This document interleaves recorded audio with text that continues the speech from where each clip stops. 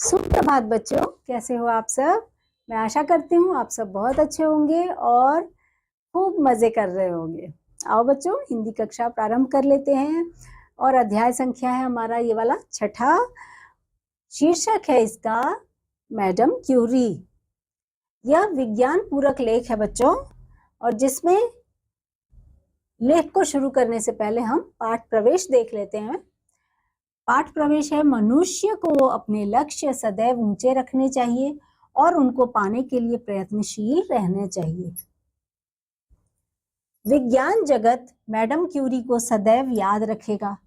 मानव कल्याण के लिए उन्होंने रेडियम तत्व की खोज की। फलस्वरूप सन 1903 में उन्हें नोबेल पुरस्कार से सम्मानित किया गया। ये हैं बच्चों मैडम क्यूरी। इनके बारे में हम आज जानेंगे।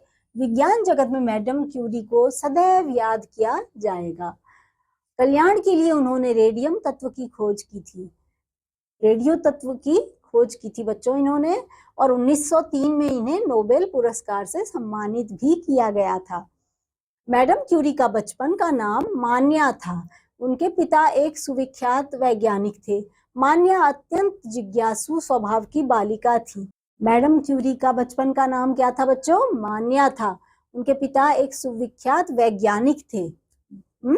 और मान्या भी जो थी वो बचपन से कैसी थी? जिज्ञासु स्वभाव की, यानी कि हर चीज जानने की उनके अंदर इच्छा रहती थी। ऐसी बालिका थी वह प्रायः अपने पिता की पुस्तकों और वैज्ञानिक वस्तुओं को उलट पलट कर देखती रहती थी। अपने पिता की जो पुस्तकें होती थी या अन्य सामान को भी सबको वो जानने की इच्छा रखती थी और किताबों को पलट पलट के देखती रहती थी, पढ़ती रहती थी। वह प्रायः अपने पिता के वैज्ञानिक वस्तुओं और पुस्तकों को उलट पलट कर देखती और अपने पिता से अनेक प्रकार के प्रश्न पूछती। यह क्या है, ऐसा क्यों है, ऐसा क्यों नहीं है। इस तरह से वो पिता से हमेशा प्रश्न किया करती थी कि यह ऐसा क्यों है, ऐसा क्यों नहीं है, ऐसा कैसे है। उसके पिता सहज ढंग से मान्या को हर प्रश्न का संतोषजनक उत्तर देते और प्यार से अधिक सीखने के लिए प्रोत्साहित करते। बाल्यावस्था में मान्या को पढ़ने लिखने और सीखने की सभी सुविधाएं प्राप्त थी। जब वो छोटी थी ना बच्चों, तो उनको पढ़ने लिखने की हर सुविधा प्राप्त थी, यानी वो जैसा पढ़ाई लिखाई करना चाहती थी वो कर पाती थी। किंतु बालिका को उच्च शिक्षा देने के लिए उसके पिता के पास पर्याप्त धन नहीं था। जब लेकिन वो बड़ी हुई बच्चों, तो उनके लिए मतलब उनके पिता जो थे उनके पास इतना धन नहीं था कि वो अपनी बेटी को बड़े अध्ययन के लिए पढ़ा सके, बड़ी कक्षा की पढ़ाई के लिए कहीं भेज सके। यानी उसके पिता उसको बड़ी कक्षा में पढ़ाने में असमर्थ थे बच्चों। उनके पास पर्याप्त धन नहीं था जितना वहां चाहिए था उस समय। मान्या विज्ञान की शिक्षा पूरी करना चाहती थी। वह चाहती थी कि मैं विज्ञान की कक्षा पूरी करूं, क्योंकि उनके पिता वैज्ञानिक थे तो उनको भी विज्ञान में काफी अधिक रुचि थी बच्चों। इसके लिए उसने बच्चों को पढ़ाकर धन एकत्रित किया। अब वो बच्चों को, छोटे छोटे बच्चों को ट्यूशन पढ़ाने लगी, जिससे थोड़े धन एकत्रित हो जाए और मैं अपनी शिक्षा कर पाऊं। उच्च शिक्षा के लिए उसने फ्रांस के सोबर्न विश्वविद्यालय में प्रवेश ले लिया। सोबर्न विश्वविद्यालय में उन्होंने प्रवेश ले लिया और अपने जो वो ट्यूशन पढ़ाती बच्चों को, उस पैसों की मदद से वह पढ़ाई करने लगी। फ्रांस में उनका नाम मारिया पड़ गया। अब मारिया अपने अध्ययन में लगन और श्रम से ऐसी जुटी कि समय बीतने का पता ही ना चलता। वो इस लगन से और उसमें मगन होकर पढ़ाई करती थी कि उन्हें समय बीतने का भी कुछ पता ही नहीं चलता था। हर समय वह पुस्तकों और परीक्षणों में अपना समय व्यतीत करने लगी। अध्ययन के साथ साथ वह अतिरिक्त काम करके अपनी पढ़ाई का खर्च भी पूरा करती थी। अध्ययन के साथ साथ बच्चों वो अलग अलग कार्य करती थी, जिससे कि अपने जो उसके पढ़ाई के खर्चे थे उसको वो पूरा कर सके। उसका रहन सहन बड़ा सादा था। कैसा रहन सहन था?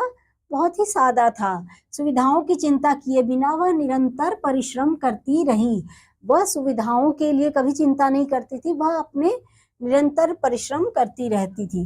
प्रयोगशाला में वैज्ञानिक उपकरणों के द्वारा नए नए परीक्षण करती। वो जब वहां जाती थी ना प्रयोगशाला में, तो वैज्ञानिक उपकरणों से वह नए नए परीक्षण करती और उनके परिणाम से कभी कभी खुश होती और कभी फिर प्रयास करने के लिए अधूरा छोड़ देती। उसे कई बार असफलताओं का सामना भी करना पड़ा, किंतु वह निराश कभी नहीं हुई। कई बार उन्हें असफलताओं यानी कि कभी कभी सफलता नहीं भी मिली, लेकिन वो निराश कभी नहीं हुई। प्रयोगशाला में वह भट्टी पर मिट्टी के बर्तनों में कोई ना कोई द्रव्य पिघलाती हुई परीक्षणों में लगी रहती और उन्हें बड़े ध्यानपूर्वक देखकर अपनी कॉपी पे कुछ ना कुछ लिखती रहती थी, यानी कि वो प्रयोग करती रहती थी और उसका जो भी उनको समझ में आता था उसे वह कॉपी में लिखा करती थी बच्चों। इस प्रकार वह परिश्रम से गणित, भौतिक विज्ञान और रसायन विज्ञान का अध्ययन करती रही।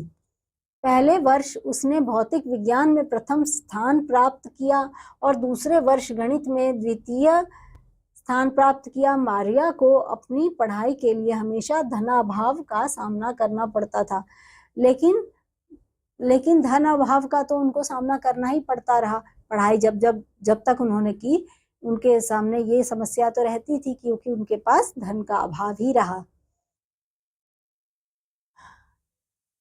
किंतु उसको वैज्ञानिक बनने का मार्ग खुला दिखाई देता था। परंतु बच्चों, उनको वैज्ञानिक बनने का जो एक उनके अंदर वो था, वैज्ञानिक बनने का जुनून, उसके लिए या वैज्ञानिक बनना चाहती थी वो, उसके लिए उनके सामने हमेशा उनको जैसे मार्ग खुला ही दिखता था, इतनी कठिनाई के बाद भी।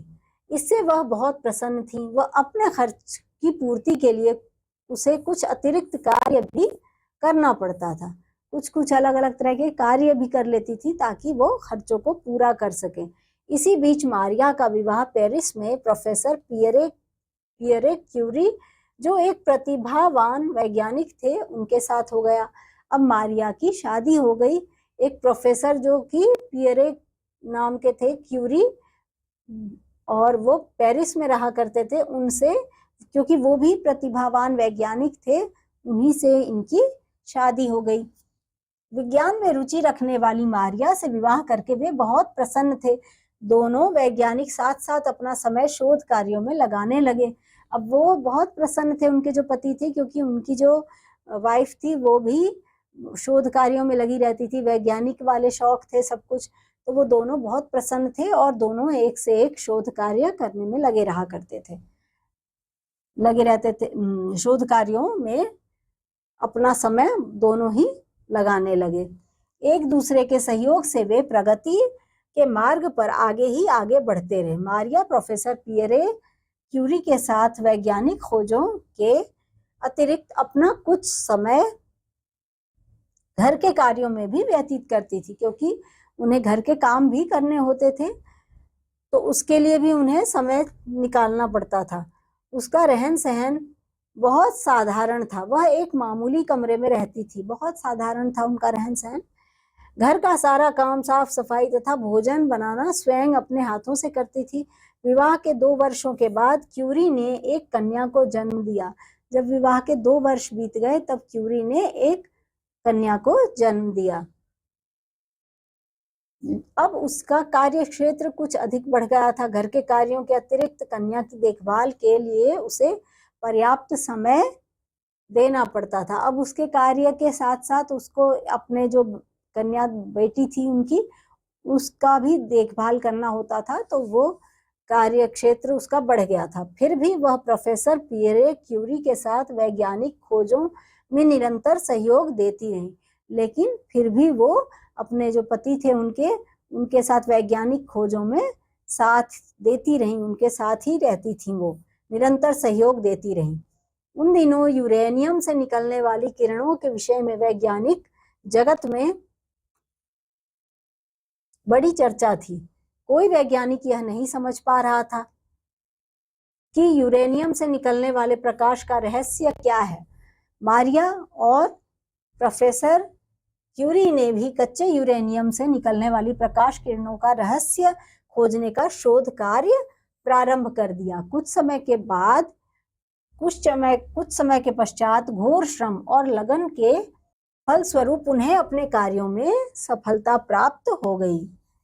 सन 1902 में उन्होंने रेडियम की खोज कर ली। रेडियम अत्यंत उपयोगी तत्व है जिसका उपयोग कैंसर जैसे असाध्य रोगों के लिए उपयोगी सिद्ध हुआ। बच्चों, इस खोज से मारिया और प्रोफेसर क्यूरी का नाम संसार भर में फैल गया।